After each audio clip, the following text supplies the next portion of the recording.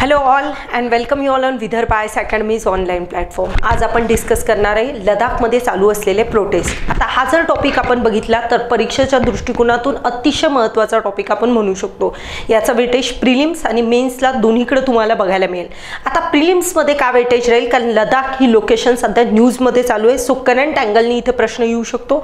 दुसरा important point, लडाखमध्ये demand खूप जास्त हायर लेवलवर रेज केल्या जाते की आम्हाला 7व्या सूचीमध्ये आम्हाला जागा द्या किंवा 7व्या सूचीमध्ये आम्हाला ॲड करा. आणि परीक्षेचा अँगल बघितला तर 5वं शेड्यूल आणि 7वं शेड्यूल हा परीक्षेचा म्हणजे कोणत्याही परीक्षा असतील तर त्यांचा एक स्पेशल हॉटेस्ट टॉपिक किंवा हॉट टॉपिक म्हणून ते कव्हर करतात किंवा परीक्षेमध्ये त्याला विचारतात. सो त्या अँगलनं जर बघितलं तर या टॉपिकचं वेटेज खूप जास्त तुम्हाला बघायला मिळू शकेल. आणि पेपर 2 GS2 मध्ये मेन्सच्या अँगलनं हा पॉईंट मेन्सच्या अँगलनं तुम्हाला हा पॉईंट इम्पॉर्टंट बघायला मिळेल. मी बोलते आहे डिस्क्रिप्टिव्ह पॅटर्नबद्दल. ओके, सो इथं युनियन टेरिटरीजबद्दल नेहमी डिस्कशन्स रिलेटेड टॉपिक विचारल्या जातात परीक्षेमध्ये, मेन्समध्ये स्पेशली. तर त्या अँगलनं पण हा टॉपिक तुम्हाला अतिशय महत्त्वाचा बघायला मिळू शकतो. सो जनरल स्टडीज 2 आणि प्रिलिम्स दोन्हीकडे याचे वेटेज खूप जास्त बघायला मिळेल. आता सध्या आपण समजून घेऊ की लडाखमध्ये सध्या सिच्युएशन काय चालू आहे. सो लडाखमध्ये सिच्युएशन अशी चालू आहे की 5 ऑगस्ट 2019 रोजी तुम्ही जर बघितलं असेल तर आर्टिकल 370 कलम 370ला 70 अनुसार दिलेलं स्पेशल स्टेटसचा टॅग जम्मू काश्मीरला रद्द करण्यात आला. मी आता जम्मू काश्मीरचा अँगल का सांगते तो पहिले समजून घ्या. सुरुवातीला जर आपण बघितलं 2019च्या अगोदर आपण कन्सिडर केलं तर आपल्याला कळेल की जम्मू काश्मीर आणि लडाख, एकदा मॅप दाखवते म्हणजे तुम्हाला क्लिअर होऊन जाईल. जम्मू काश्मीर आणि लडाखचा जर पोर्शन आपण कन्सिडर केला तर जम्मू काश्मीर आणि लडाख हे कधीतरी एकत्र होते, बरोबर. जम्मू काश्मीर राज्याच्या अंतर्गत राज्यामध्ये ह्या दोघांचा लडाख आणि जम्मू काश्मीरचा समावेश होता. सो 2019 नंतर आर्टिकल 370 हटवलं आणि त्यामध्ये दिलेला एक स्पेशल दर्जा पण हटवला आणि त्यामध्येच या दोघांना बायफर्केट करण्यात आलं. युनियन टेरिटरीज वेगळ्या बनवण्यात आलं. जम्मू काश्मीर युनियन टेरिटरी वेगळी बनवली आणि लडाख युनियन टेरिटरी वेगळी बनवली. पण एक पॉईंट सगळ्यांनी लक्षात ठेवायचा की जम्मू काश्मीरमध्ये लेजिस्लेटिव्ह असेंब्लीची प्रोव्हिजन तिथे ॲड करण्यात आलं. इथं तशा प्रकारची असेंब्ली नसेल असं ठरवण्यात आलं. म्हणजे मी सांगत आहे की 2019 नंतर आर्टिकल 370 हटवल्यानंतर याचं विभाजन 2 याच्यात करण्यात आलं. एक आहे जम्मू अँड काश्मीर, ओके, आणि दुसरं त्याचं डिव्हिजन करण्यात आलं लडाखमध्ये, बरोबर. सो लडाख असे 2 डिव्हिजन करण्यात आले. सो यामधला जम्मू अँड काश्मीर जो असेल तिथं काय असेल, लेजिस्लेटिव्ह असेंब्ली असेल असं डिक्लेअर करण्यात आलं. पण लडाखमध्ये कोणत्याही प्रकारची लेजिस्लेटिव्ह असेंब्ली नसेल असं ठरवण्यात आलं 370 हटवल्यानंतर. मग आता इथं काय झालं, जेव्हा हा निर्णय घेण्यात आला 5 ऑगस्ट 2019 रोजी हे जेव्हा घेण्यात आलं, लडाखमध्ये तुम्हाला सेलिब्रेशन करताना बघायला मिळतील लोक.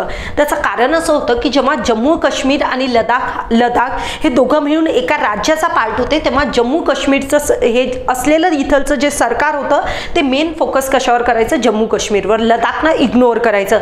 त्यामुळं 2019च्या पहिल्यापासूनच लडाखमधल्या लोकांची एक डिमांड होती की आम्हाला काय करा, एक युनियन टेरिटरीचा दर्जा द्या. आणि अनफॉर्च्युनेटली आर्टिकल 370 हटवल्यानंतर तुम्हाला तिथं बघायला मिळेल की लडाखचं जे स्वप्न होतं इतक्या दिवसापासून 2002-03 पासून ते डिमांड करत होते की आम्हाला एक स्पेशल युनियन टेरिटरीचा दर्जा द्या, ते त्यांचं स्वप्न कुठंतरी पूर्ण झालं. त्यामुळं जेव्हा हे टॅग देण्यात आला तेव्हा तर त्यांना खूप जास्त आनंद झालेला तुम्हाला बघायला मिळू शकेल. पण आता जर आपण 2-3 वर्षाचा कालावधी गेल्यानंतर एक तिथे आपण म्हणू शकतो अँगर म्हणू शकतो किंवा लोकांमध्ये आक्रोश आलेला आपण बघायला मिळतो. लोक प्रोटेस्ट करत आहे की आम्हाला दिलेला युनियन टेरिटरीचा दर्जा हटवा आणि आम्हाला एक पूर्ण स्टेटहुड म्हणून घोषित करा. आता ही डिमांड रेज झाली आहे. त्याला आपण पूर्ण अँगलनं समजून घेण्याचा प्रयत्न करू की हे होत कशामुळे आहे किंवा हा स्टेटहुडचा दर्जा द्या हे का म्हणत आहेत इथलचे लोक, कुठलचे, लडाखमधले. तर आपण त्याला एक अँगलनं समजून घेऊ. तुम्हाला इथलची हिस्ट्री थोडीशी कळली असेल की सुरुवातीला परिस्थिती काय होती. लडाखच्या लोकांना पहिलेच वाटत होतं की आपल्याला काय मिळालं पाहिजे, दर्जा मिळाला पाहिजे युनियन टेरिटरीचा. मिळाल्यानंतर पण त्यांच्यामध्ये आता आक्रोश 2-3 वर्षानंतर ते त्या गोष्टीबद्दल सॅटिस्फाईड बघायला मिळत नाही. त्याचं कारण आपण आता इथं समजून घेऊ की कारण काय काय असतील. बघा, लडाखचे लोक नाखुश असण्याचं एक सगळ्यात महत्त्वाचं कारण आपण म्हणू शकतो की इथं ज्या प्रकारची लेजिस्लेटिव्ह असेंब्ली आहे, आता तुम्ही जर बघसाल तर आता इलेक्शन्स होणार आहे बरोबर, तर जम्मू आणि काश्मीरमध्ये पण काय होणार आहे, इलेक्शन्स होणार आहे. जरी ही युनियन टेरिटरी असेल तरी union territory with legislative assembly म्हणून त्यांना डिक्लेअर करण्यात आलं. सो इथं प्रॉपर इलेक्शन्स कंडक्ट होतील, इथं तुम्हाला प्रॉपर CM वगैरे आलेले बघायला मिळेल. पण त्या प्रकारचं लडाखमध्ये झालेलं नाहीये. लडाखमध्ये तशा प्रकारचे प्रोव्हिजन्स देण्यात आलेले नाहीये. सो यांना मग आता हे लडाखचे लोक इंटेन्सिव्हली सध्या डिमांड यासाठी करत आहे, कारण तुम्हाला माहित असेल की आता सध्या इलेक्शनचा फेज चालू झालेला आहे. सो 2024 मध्ये इलेक्शन्स आहे. सो त्या अँगलला बघून तुम्हाला लडाखमध्ये लोक आपली डिमांड रेज करताना बघायला मिळतील, कारण त्यांना पण असं वाटत आहे की आपल्याला देखील आपले निर्णय घेण्यासाठी आपल्याजवळ देखील एक लेजिस्लेटिव्ह असेंब्ली असली पाहिजे. सो लेजिस्लेटिव्ह असेंब्ली आपल्याजवळ केव्हा येईल, जेव्हा आपण एक स्टेट म्हणून घोषित होऊ शकू तेव्हा तर आपल्याजवळ शुअर शॉट लेजिस्लेटिव्ह असेंब्ली येईल.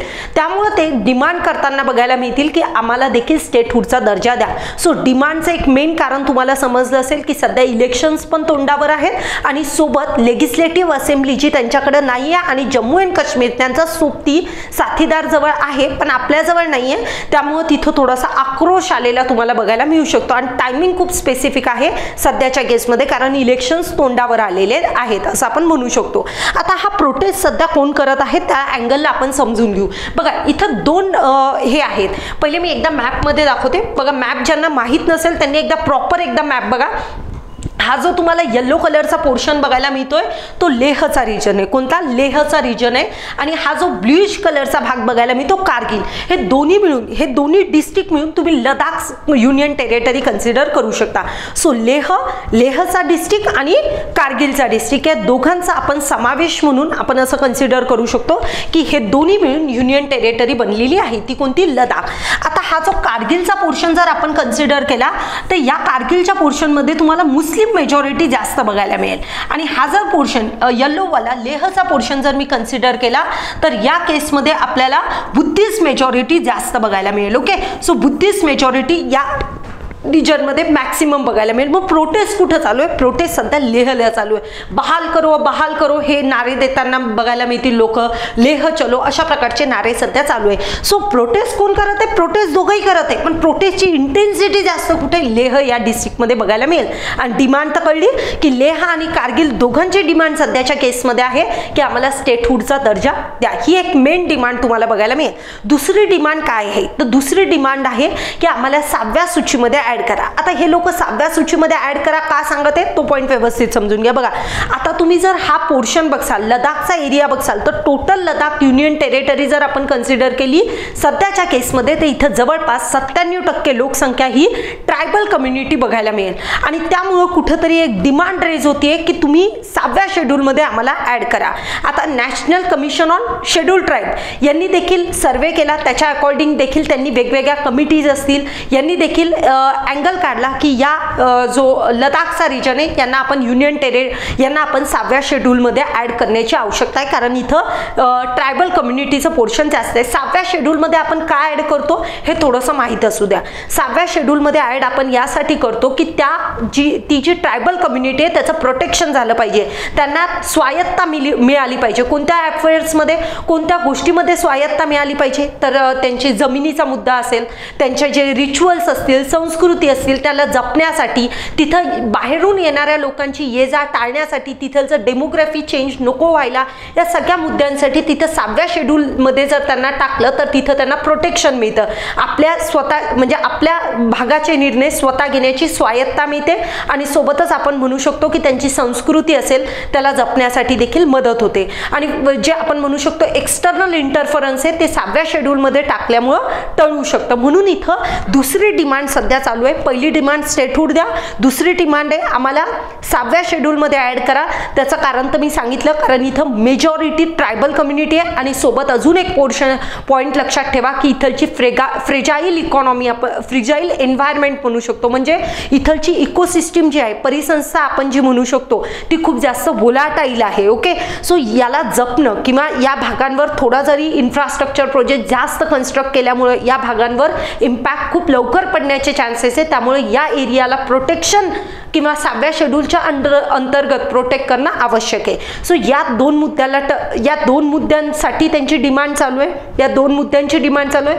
तिसरा पोर्शन त्यांचा चालू आहे की पार्लमेंटमध्ये आम्हाला काय करा, ज्या जागा आहेत त्या वाढवून द्या. पार्लमेंटमध्ये आम्हाला लोकसभा आणि राज्यसभा दोन्हीमध्ये काय द्या, रिप्रेझेंटेशन द्या. सध्याच्या केसमध्ये एक पॉईंट लक्षात ठेवा की जो हा रिजन आहे कोणता, लेह आणि कारगिल, या दोघांना मिळून लोकसभेमध्ये 1 सीट दिलेली आहे. एमपीची सीट किती आहे, 1च एमपीची सीट दिलेली आहे. यांची सध्या डिमांड आहे 1 वरून आमची सीट 2 वर न्या. मी किती डिमांड सांगितल्या तुम्हाला, आता हे सगळं नोट्समध्ये बघायला मिळेल, पण मी तुम्हाला एक ओव्हरऑल समरी म्हणून समजून सांगते. पहिली डिमांड काय सांगितली मी, स्टेटहुडचा दर्जा द्या. दुसरी डिमांड काय सांगितली की आम्हाला 7व्या शेड्यूल मध्ये ऍड करा, ही दुसरी डिमांड झाली. तिसरी डिमांड आम्हाला पार्लमेंटमध्ये दोन्हीकडे लोकसभा आणि राज्यसभा दोन्हीकडे आम्हाला सीट द्या. आणि लोकसभेमध्ये सध्या त्यांच्याजवळ 1 सीट दिलेली आहे, तर 1 सीटच्या ऐवजी आमच्या त्या एमपीची सीट किती करा, 2 वर न्या. ही तिसरी डिमांड आहे. आणि चौथी डिमांड आहे आम्हाला आरक्षण पाहिजे. आरक्षण का पाहिजे, तर आम्हाला ऐतिहासिक लेवलवर जर बघितलं तर आमच्यासोबत पुष्कळ लेवलवर डिस्क्रिमिनेशन झालंय. सो आम्हाला डिस्क्रिमिनेशन टाळण्यासाठी किंवा आमच्या म्हणजे बाहेरचे लोक येऊन काय करतात, आमच्या इथं जॉब्स वगैरे गेन करतात. सो त्या सगळ्याला टाळण्यासाठी आमच्या इथलच्या लोकल लोकांना काय द्या, शिक्षणामध्ये आणि नोकरीमध्ये आरक्षण प्रोव्हाइड करा.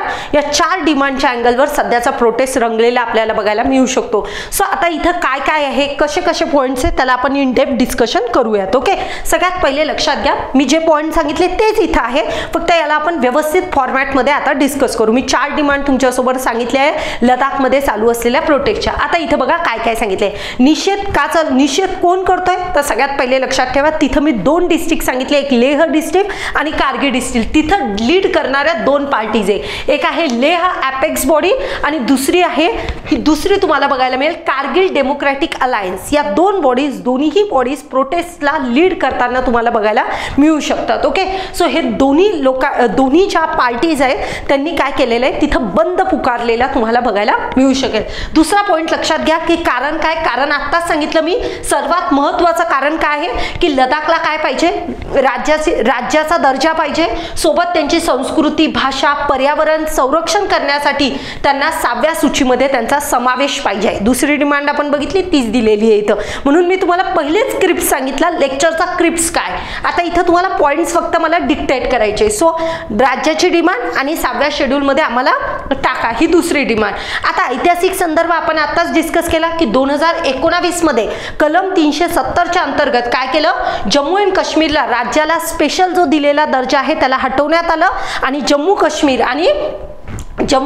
आणि लडाख यांना 2 सेपरेट युनियन टेरिटरीमध्ये डिवाइड करण्यात आलं. पण फरक एवढाच आहे की जम्मू काश्मीर जवळ लेजिस्लेटिव्ह असेंब्ली असेल, लडाख जवळ तशा प्रकारची लेजिस्लेटिव्ह असेंब्ली नसेल. इथं तेच दिलेलं आहे की लडाखला कोणत्याही प्रकारच्या विधानसभेशिवाय केंद्रशासित प्रदेश बनवण्याचा निर्णय घेण्यात आला आणि जम्मू काश्मीरला प्रॉपरली एक लेजिस्लेटिव्ह असेंब्ली देण्यात आली. आता इथं आपण बघू की प्रश्न आणि मागण्या काय काय, लडाखच्या लोकांचे प्रश्न आणि मागण्या काय. तर पहिली मागणी, पूर्ण विधानमंडळ आम्हाला पाहिजे. विधानमंडळ म्हणजे लेजिस्लेटिव्ह असेंब्ली, बरोबर. सो त्यांच्याजवळ तशा प्रकारचं नाहीये, म्हणून इथं लोक म्हणत आहे की लेह जिल्ह्यातील लोक विधानमंडळासह पूर्ण राज्याचा दर्जा देण्याची मागणी करत आहे की आम्हाला पूर्ण फुल फ्लेज मध्ये स्टेटहुडचा दर्जा पाहिजे, त्यासोबत लेजिस्लेटिव्ह असेंब्ली देखील पाहिजे. सो याचं कारण काय, या मागण्या याच्यामध्ये कोणकोणत्या मागण्यांचा समावेश करण्यात आलाय बघा. याचं कारण काय की आम्हाला लेजिस्लेटिव्ह असेंब्ली का पाहिजे, तर त्याचं कारण असं देता येते की आम्हाला स्वायत्ता मिळाली पाहिजे. बघा, तुम्हाला माहित असेल की आपल्या इथं आपण असं कन्सिडर करू की ग्राउंड लेवलच्या ज्या समस्या आहेत ते डायरेक्ट पंतप्रधान सॉल्व्ह करू शकत नाही, बरोबर. ग्राउंड लेवलच्या समस्या ज्या आहेत तो ग्राउंड लेवलवर असलेला व्यक्ती त्याला जास्त चांगल्या पद्धतीने करू शकतात. म्हणजे आपण असं म्हणू की युनियन टेरिटरीमध्ये कंट्रोल कुठून होतं, सेंट्रल गव्हर्नमेंटवर. मग त्यामुळे काय होतात, लोकल लेवलचे जे इश्यूज आहेत ते त्यांच्यापर्यंत व्यवस्थितरित्या पोहोचू शकत नाही. आणि म्हणून इथं सांगण्यात येत आहे की स्थानिक मुद्द्यांवर आम्हाला अधिक स्वायत्ता मिळणं आवश्यक आहे की जेणेकरून आम्ही आमचे प्रश्न व्यवस्थितरित्या सॉर्ट करू शकू. सो आम्हाला अधिक स्वायत्ता पाहिजे कुठं, स्थानिक मुद्द्यांवर. नंतर निर्णय घेण्याची शक्ती पाहिजे. आता सध्या तर आमची निर्णय घेण्याची शक्ती हरवलेली आहे, कारण आमच्या इथं हेच राहिलेलं नाहीये, काय नाही, लेजिस्लेटिव्ह असेंब्लीच नाहीये. सो आमच्याजवळ निर्णय घेण्याची क्षमता तुम्ही आमची पूर्णपणे काय केलेली आहे, खतम केलेली आहे. सो आम्हाला ती पाहिजे. राजकीय प्रतिनिधित्व पाहिजे आमचं, जे तुम्ही आता MP आमचा एकच आहे लोकसभेत, सो त्याला पण वाढून द्या. लडाखी संस्कृती, ओळख यांचे संरक्षण करायचे, पर्यावरणाचं देखील संरक्षण करायचं आहे, तिथं असलेली डेमोग्राफी जी चेंज होतीये तिचं देखील संरक्षण करायचं आहे. म्हणून आम्हाला तुम्ही काय करा, म्हणून आम्हाला तुम्ही 6व्या सूचीमध्ये टाका आणि सोबत आम्हाला इथं काय करा, नोकऱ्यांमध्ये संधी, आमच्या नोकऱ्यामध्ये ज्या संधी आहेत त्यांना जास्त मिळवून देण्यासाठी आम्हाला तुम्ही काय आरक्षण देखील द्या. सो 4 पॉइंट आपण जे डिस्कस केले त्यालाच इथं डिक्टेट केले. आता पुढे बघू की 6व्या शेड्यूलमध्ये टाकल्यामुळं काय काय फायदे होतील. आता आपण हा पॉइंट समजू. 6व्या शेड्यूलमध्ये टाकल्यामुळं काय फायदे होतील लडाखला. तर सगळ्यात पहिला पॉईंट लक्षात घ्या की इथं जवळपास मी सांगितलंय तुम्हाला लडाख रिजन बघसाल तर इथं मेजॉरिटी कम्युनिटी ही ट्रायबल आहे. सो त्यांचं संरक्षण देखील होताना तुम्हाला बघायला मिळेल. इथं दिलेलं आहे की बौद्ध जमातींचा समावेश आहे कुठं, स्पेशली लडाखमध्ये. ओके, आणि ही वेगळी सांस्कृतिक आणि भाषिक ओळख आहे, त्यांची वेगळी सांस्कृतिक आणि भाषिक ओळख. म्हणजे 6व्या शेड्यूलमध्ये जर टाकायचं असेल तर म्हणजे आपण असं म्हणू शकतो की तिथं ट्रायबल कम्युनिटी जास्त पाहिजे, सोबत त्यांची सांस्कृतिक आणि भाषिक ओळख वेगळी पाहिजे. ओके, सो ह्या दोन्ही गोष्टी कुठे बघायला मिळतात, आपल्याला लडाखमध्ये बघायला मिळतात. सोबत जमीन आणि संसाधनांचे संवर्धन करणं आवश्यक आहे. ओके, तर इथं आपल्याला दिलेलं आहे की हा जर भाग बघितला आपण लडाखचा तर इथलची परिसंस्था जी आहे ती नाजूक आहे. सोबत आपण म्हणू शकतो संसाधनं जे आहेत ते पण खूप लिमिटेड आहे. सो इथं संसाधना बाहेरील लोक येऊन संसाधनाचं काय करू शकतात, संसाधनाचं शोषण करू शकतात आणि त्यामुळं इथं आम्हाला जर तुम्ही 6व्या शेड्यूलमध्ये टाकलं तर आमचे अधिकार काय होतील, प्रोटेक्ट होतील. तर इथे दिले 6व्या शेड्यूलमधील जमीन अधिकार, नैसर्गिक संसाधनांवर नियंत्रण या तरतुदी बाह्य हस्तक्षेपाविरुद्ध संभाव्य संरक्षण देतात. 6व्या शेड्यूलमध्ये टाकल्यामुळं नैसर्गिक संसाधनं असतील, जमिनीचा मुद्दा असेल, याच्यामध्ये बाह्य हस्तक्षेप जो आहे तो आपण टाळू शकतो. सो हा दुसरा पॉईंट. पहिल्या पॉईंटमध्ये काय सांगितलं, हा ठीक आहे तिथलची जी संस्कृती ती युनिक आहे, भाषा पण युनिक आहे, सो तिचं संवर्धन करणं आवश्यक आहे. सोबत तिथलची फ्रेगाईल इकोसिस्टीम आहे, सो त्यामुळे त्याचं संवर्धन करणं देखील आवश्यक आहे. 6व्या सूचीमध्ये टाकल्यामुळं बाह्य इंटरफरन्स किंवा एक्सटर्नल इंटरफरन्स आहे तो आपण टाळू शकतो. आणि तिसरं सांगितलंय राजकीय प्रतिनिधित्व. इथं सांगितलंय की हा मर्यादित विधायी अधिकारांचा एक केंद्रशासित प्रदेश म्हणून लडाखची सध्याची स्थिती आहे. लडाख हे सध्या युनियन टेरिटरीचा दर्जा दिलेला आहे. विदाऊट एनी तिथं कोणत्याही प्रकारचं लेगिस्लेशनचे प्रोव्हिजन दिलेले नाही, लेगिस्लेटिव्ह असेंब्ली तिथं नाही. सो आम्हाला जर तुम्ही 6व्या शेड्यूलमध्ये टाकलं तर स्थानिक निर्णय घेण्याची आमची जी क्षमता आहे ती काय होईल, वाढेल. आम्हाला जास्तीत जास्त लोकल लेवलचे इश्यू किंवा स्थानिक लेवलचे इश्यूजला काय करता येईल, डील करता येईल. सध्या आमची गेलेली पॉवर जी आहे किंवा आमच्याजवळ लेगिस्लेटिव्ह असेंब्ली नाही आहे, सो आम्हाला लेगिस्लेटिव्ह असेंब्ली नाही, आम्हाला आमची निर्णय घेण्याची जी क्षमता हरवलेली आहे ती 6व्या शेड्यूलमध्ये आल्यामुळं आम्हाला आमचं प्रतिनिधित्व असेल ते काय करता येईल, जास्त चांगल्या प्रकारे रिप्रेझेंट करता येईल. ओके, तर हा पॉईंट तिथं सांगितला आहे. आता आपण बघू की सध्या अजून काय चालू आहे. तर मी ते सांगितलेलं आहे की स्वतंत्र इथं सांगते लेह आणि कारगिल दोघांना मिळून सध्या सीट किती दिलेली, 1 सीट दिलेली आहे एमपीची. ती सीट किती करा, ती सीट सध्या 1 वर आहे, ती जागा काय करा वाढवा. ती सध्या 1 वर चालू आहे, तर तिला लेह आणि कारगिलसाठी दोन्ही डिस्ट्रिक्टसाठी वेगवेगळे एमपीज द्या, जेणेकरून त्या जागा किती झाल्या पाहिजे, 2 झाल्या पाहिजे. ओके, सो लोकसभेमध्ये त्याच्या जागा 2 झाल्या पाहिजे ते इथं सांगत आहे. जी जागा ऑलरेडी किती कमी झाली, ज्या जागा 1 आहे ती जागा 2 वर न्या. एमपीज जे आहेत ते दोन्ही डिस्ट्रिक्ट मिळून 1 एमपी हायर होतोय, तर तो 1च्या ऐवजी 2 हायर करा, हेच इथं आपल्याला सांगितलंय. सो लोकसभेमध्ये पण आमचं रिप्रेझेंटेशन वाढवा. नोकऱ्यांमध्ये आरक्षण का द्या, कारण ऐतिहासिक लेवलवर ऑलरेडी आम्ही जम्मू काश्मीर राज्याचा भाग होतो, तेव्हापासूनच आमच्यासोबत कुठंतरी डिस्क्रिमिनेशन झालेलं आहे. म्हणून आम्हाला आता आरक्षण लोकांचं म्हणजे इक्वेलिटी करण्यासाठी, इक्विटी करण्यासाठी आम्हाला काय पाहिजे, आम्हाला इक्विटी करण्यासाठी आम्हाला सध्याच्या केसमध्ये काय पाहिजे, आरक्षण पाहिजे. ते देखील इथं सांगितलेलं आहे. रोजगाराच्या संधी अधिक निर्माण करणे, सोबत स्थानिक अर्थव्यवस्थेला चालना देण्यासाठी संसाधनावर अवलंबित्व कमी करणे हे आरक्षणाचं उद्दिष्ट आहे. आरक्षण कशासाठी पाहिजे, तर आरक्षण या 3 मुद्द्यांसाठी पाहिजे. रोजगाराच्या संधी आमच्यासाठी वाढल्या पाहिजे, आमच्या अर्थव्यवस्थेला बळकटी मिळाली पाहिजे आणि संसाधनांवरचं जे हे आहे अवलंबित्व आहे ते कमी झालं पाहिजे. त्यासाठी आम्हाला आरक्षण इथं पाहिजे. ऐतिहासिक लेवलवर ऑलरेडी आमच्यासोबत गैरसोय झालेली आहे, कारण आम्ही जेव्हा जम्मू काश्मीरचा भाग होतो तेव्हा आमच्यावर तेव्हापासूनच डिस्क्रिमिनेशन झालेलं आहे. सो समानतेच्या दिशेनं नेण्यासाठी आम्हाला आरक्षणाची आवश्यकता आहे. आणि लडाखी ओळख आणि संस्कृतीचे संरक्षण, हे इथं असलेली जे कल्चर आहे किंवा इथलची असलेली जी संस्कृती आहे ती खूप जास्त युनिक आहे. सो त्यांचं संरक्षण करण्यासाठी देखील आम्हाला काय पाहिजे, आरक्षण पाहिजे. तर इथं तेच दिलंय, लडाखी संस्कृती आणि जीवनशैली जपण्यासाठी रहिवाशांना काय पाहिजे, खात्री पाहिजे. खात्री कशी मिळेल, आरक्षणाच्या माध्यमातून मिळू शकेल. तर अशा पद्धतीने इथं आपल्याला काही पॉइंट्स मला दिलेले बघायला मिळतील. आपण लेक्चर कसं घेऊन गेलो, सगळ्यात पहिले आपण काय डिस्कस केलं, सगळ्यात पहिले आपण थोडंसं मॅपिंगचा विचार केला, काय कशामुळे प्रोटेस्ट चालू आहे ते सांगितलं मी. त्यानंतर तुम्हाला इथं मी डिस्कस केलं कशामुळे निषेध चालू आहे. निषेध चालू असल्यानंतर डिमांड काय चालू आहे, एक आम्हाला सगळ्यात पहिले स्टेटहूड द्या. त्यानंतर आपण डिस्कस केलं की 7व्या शेड्यूलमध्ये का टाकण्याची मागणी करत आहे इथलचे लोक. तर 7व्या शेड्यूलमध्ये ह्या काही प्रोव्हिजन्स आहे की ज्याच्यामुळं लोक तिथलचे डिमांड करत आहे की आम्हाला काय करा, 7व्या शेड्यूलमध्ये टाका. त्यांचा एक युनिक कल्चर वगैरे आहे, तिथलचे संसाधनं फ्रजाईल इकोसिस्टम आहे. या सगळ्या कारणांमुळे तिथलचे लोक तुम्हाला डिमांड करताना बघायला मिळतात आहे. मग आता यावर सरकारचा काय निर्णय, सरकारचा एक अँगल समजून घ्या. सरकार या बाबतीत काय विचार करत आहे. तर मी पहिले काही पॉईंट्स तुम्हाला पहिले समजून सांगते. सगळ्यात पहिला महत्त्वाचा पॉईंट, गृह मंत्रालय या म्हणजे यांना पूर्ण स्टेटहूडचा दर्जा देण्याच्या फेवरमध्ये बघायला मिळणार नाही. त्याचं कारण व्यवस्थित समजून घ्या. त्याचं एक महत्त्वाचं कारण असं आहे की ही जी लोकेशन आहे ती खूप स्ट्रॅटर्जिक आहे. त्याचं कारण आहे, कारगिल जो एरिया बघसाल तर तिथं पाकिस्तानसोबत तुमची बॉर्डर टच होतीये आणि इकडचा लडाखचा भाग बघितला तर चायनासोबत बॉर्डर टच होते. सो अशा स्ट्रॅटर्जिक लोकेशनला तुम्ही डायरेक्ट स्टेटहूडचा दर्जा देण्याचा विचार थोडा कमी करणार, बरोबर. म्हणून इथं सरकार तुम्हाला इथं फुल फ्लेज स्टेटहूडचा दर्जा देण्यासाठी उत्सुक बघायला मिळणार नाही.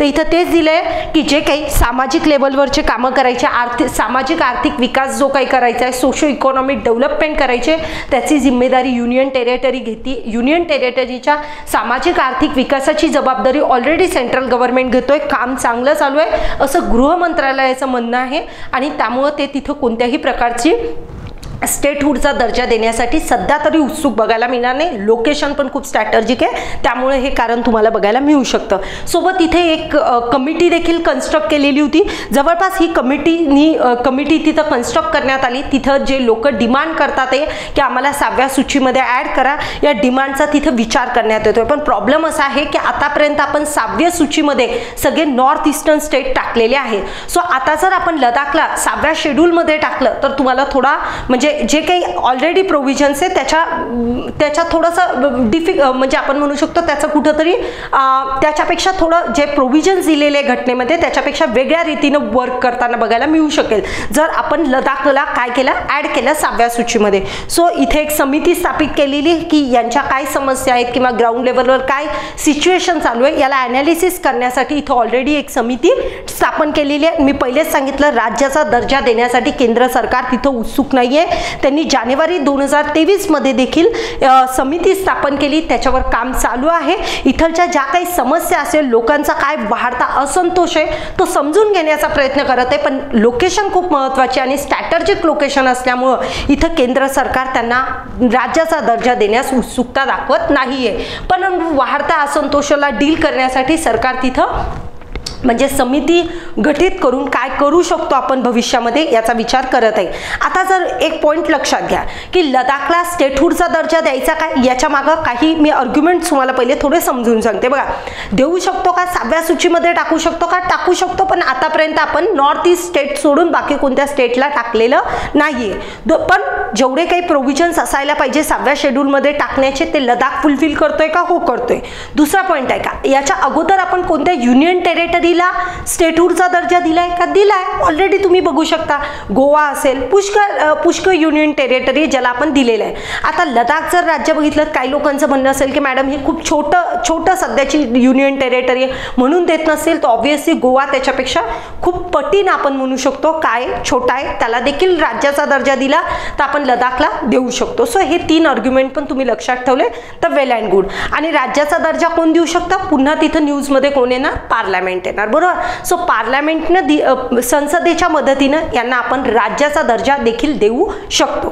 तर अशा पद्धतीनं आपण इथं एक ॲनालिसिस केलं की सध्या पॉईंट काय चालू आहे. मी तुम्हाला लेक्चरच्या सुरुवातीलाच या गोष्टी डिक्टेट करून सांगितल्या की सिनेरिओ काय आहे आणि कशाची डिमांड चालू आहे, आणि याला प्रॉपर नोट्सच्या फॉर्मॅटमध्ये देखील आपण डिक्टेट केलं. आणि जाता जाता एक महत्त्वाची अपडेट, सिंहालोकन बॅच जी कुणासाठी लॉन्च केलेली आहे, राज्यसेवा प्रिलिम्स देणार आहे त्यांच्यासाठी सिंहालोकन बॅच आहे. फास्ट ट्रॅक बॅच जरी नाव असेल तरी मी पुन्हा सांगते, इथे लेक्चर्स खूप डेप्थमध्ये रिस्पेक्टेड फॅकल्टीज घेताना तुम्हाला बघायला मिळतील. 28 एप्रिलपासून चालू झाली आहे. ज्यांना आता माहिती मिळाली असेल त्यांच्यासाठी बाकीचे जे लेक्चर झालेले आहेत आतापर्यंत ते रेकॉर्डेड फॉर्मॅटमध्ये तुम्हाला बघायला मिळतील. 28 एप्रिलचं टार्गेट आहे. 28 एप्रिलला चालू नाही झालेली, ही जानेवारी महिन्यात आय गेस चालू झालेली. 28 एप्रिलचं टार्गेट लक्षात घेऊन. आणि महत्त्वाचा पॉईंट, टेस्ट सिरीज पण लॉन्च झालेली आहे. यामध्ये काही लोकांची इन्क्वायरी फक्त GSचे पेपर आहे का? नाही, GS सोबत CSATचे पण पेपर आहे, फुल फ्लेज आहे, सेक्शनल लेवलचे पण पेपर आहेत, सगळ्या पद्धतीचे पेपर्स आहेत विथ तुम्हाला एक्सप्लेनेशन पण ज्या विषयात तज्ज्ञ असलेले फॅकल्टीज तुम्हाला याचे एक्सप्लेनेशन देणार आहे. सो ऑनलाईन ऑफलाईन दोन्ही फॉर्मॅटमध्ये आहे. 21 जानेवारीपासून स्टार्ट झाली आहे. तर तुम्हाला जेही काही डिटेल्स अजून पाहिजे असेल अकॅडमीच्या नंबरवर कॉन्टॅक्ट करून डिटेल्स मिळू शकतात. ते डेफिनेटली तुम्हाला कॉपरेट करतील. सो इथं आपण लेक्चर आपलं थांबूया आणि नेक्स्ट लेक्चरमध्ये अजून काही इंटरेस्टिंग टॉपिक्स असतील त्याच्यावर आपण डिस्कस करूया. Thank you so much.